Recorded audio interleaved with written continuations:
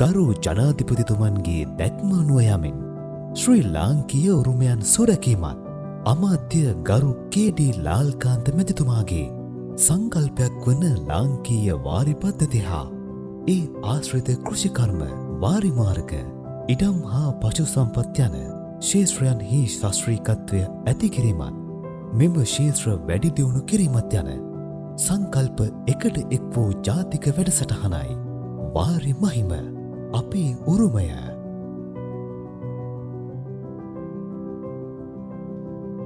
මෙම වැඩසටහන ප්‍රධාන සංචරක 4ක් යටතේ ක්‍රියාත්මක වේ.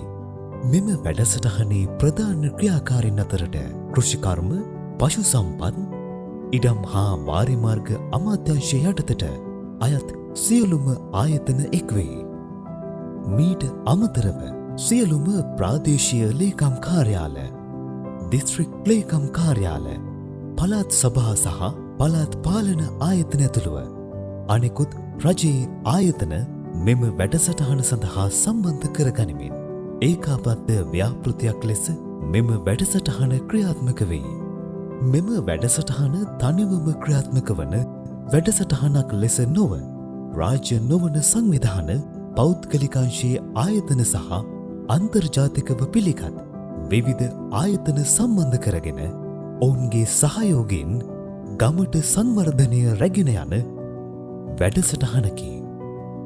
එසේම ගොවි සංවිධාන, තරුණ සංවිධාන, ප්‍රජා ශක්ති සංවිධාන, ස්වේච්ඡා ප්‍රජාමූලික සමාජ සහ පොදු අයිතීන් සහිත ප්‍රජාමූලික සංවිධාන සමග අත්වැල් බැඳගෙන ක්‍රියාත්මක වේ. වාරි මහිම වැඩසටහන යටතේ කෘෂි හා වාරි පද්ධති ප්‍රතිසංස්කරණය, ජල කළමනාකරණය සහ කෘෂිකර්ම ශේත්‍රයේ ස්ථාවර සංවර්ධනය සඳහා විවිධ ක්‍රියාමාර්ග ගෙන යයි.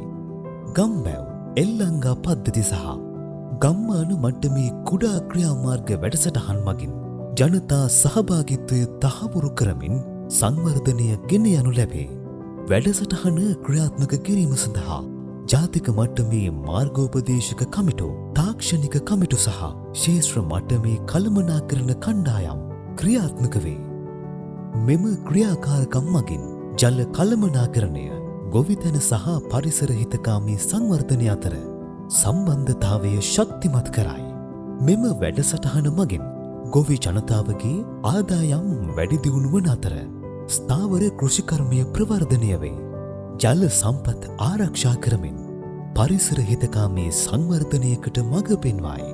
වාරි මහිම යනු වාරි පද්ධති සංවර්ධනය පමණක් නොව ශ්‍රී ලාංකීය උරුමය සුරකිමින් අනාගත පරපුරට ජල සම්පත් ආරක්ෂා කරදීමේ ජාතික ප්‍රයන්තයකි.